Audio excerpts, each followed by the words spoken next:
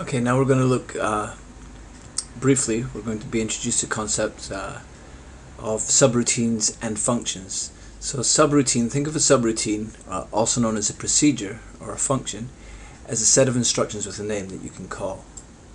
So let's start with back here. We're going to do subroutines. So I have submain, and this comes default. Everything in Visual Basic starts with a module, and it has a submain. So underneath submain, I can create a new subroutine, and I'll call this sub hello. And now it begins and ends my sub, and in this I can say console.writeLine hello. Okay. And when I run this, I get nothing. Because what I did is I came in here, I went to my submain, I created an integer, which was there from the last one, I assigned a value to it, and I did nothing, and I ended it. I didn't come into this at all. What I need to do is I need to call this subroutine. So I can do hello, and now it comes up. And now I'm calling this, and once again I will get nothing. Why? Because somewhere I need to freeze the screen and do console.readline, because it came on too fast. Now what's going to happen is control will jump down here. It'll jump into line 6, and from line 6, or line 7 rather, from line 7 it will go into line 11, 12, and 13, and when the sub ends, it will come back here and it'll move into line 8. So let's have a look at this. Hello, and then it ends. Okay, now what we're going to do is we're going to watch program control, but rather than press play, we're going to step into it. And this is a way to find bugs in your code or to see how the code's doing. So I'm going to run the code, execute the code one line at a time. So we run the code, and you see we're on line 3 here. And by pressing step, I can see the program flow goes to here, and I assign that value. And now I go to hello, and then I go down into the sub hello, line 12, I execute that and the sub, and then I come back to line 7, and then I flip over to line 9, and then it does console.readline. It's waiting for input, so I press enter, and then it terminates. Okay. So that's using step into it. Allows you to step one line at a time, and you can actually later I'll show you how to go down and look at the values of the variables to find out where programming problems might be. Now let's look at a topic called parameter passing. We'll look at a rather simple view of this, and we'll say we've said sub hello, and we'll say sub do this.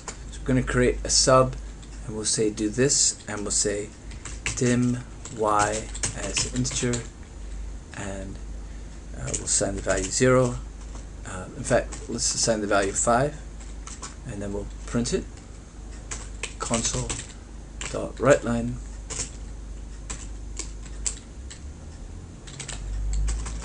y is, and I'm going to introduce something new here. If I use this squiggly bracket here and then number 0, then it will allow me to print out the value y within a string. So then I say y, and this symbol here will be replaced by the variable y. It's just so that I can print it out within a string, and we'll look at other examples of that, and that will become clear later. So what I'm going to do is I'm going to say hello, and I'm going to call do this. Sorry, did I call it do this? Yeah. And I'm going to call that function. I'm going to run it, and now I have two functions, and I say y is 5. Now notice that this variable here y is declared within the subroutine, so it's called a local variable. Here's a comment, local variable. And a local variable means that it can't be seen, cannot be seen outside of this. So if I try to say y is assigned the value of console.readline, well, you can already see I can't do that because it doesn't recognize y here. There is no y coming up. It's not within scope.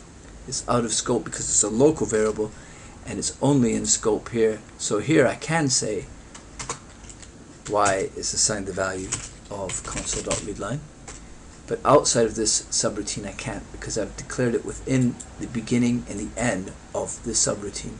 Do this. So this is called a local variable. Now if I want to pass a parameter or pass a variable to a routine, let's create a new one. Sub do that, and then what I'm going to do is I'm going to say I'm going to pass the value of it. So I have to say by val, I can call it whatever I want, but I'm going to call it x, and I give it the type as integer.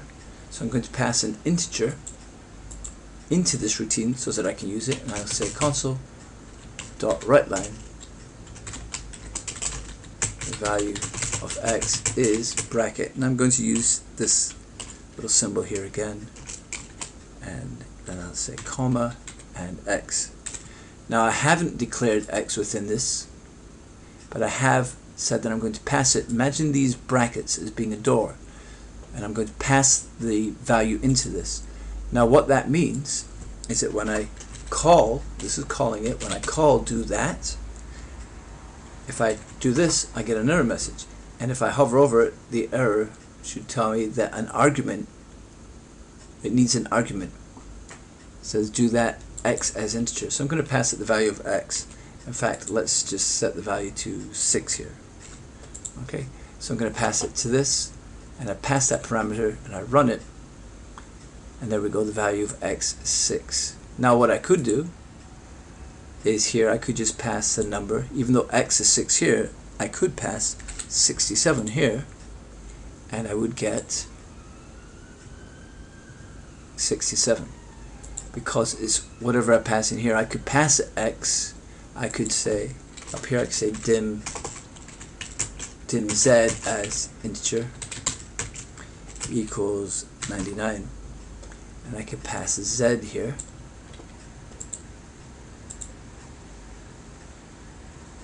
and it would say 99.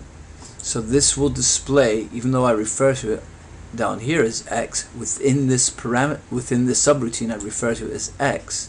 Whatever I pass in is a value that it will use, whether I pass in an integer or a variable of type integer with a value. And that's some basic parameter passing there.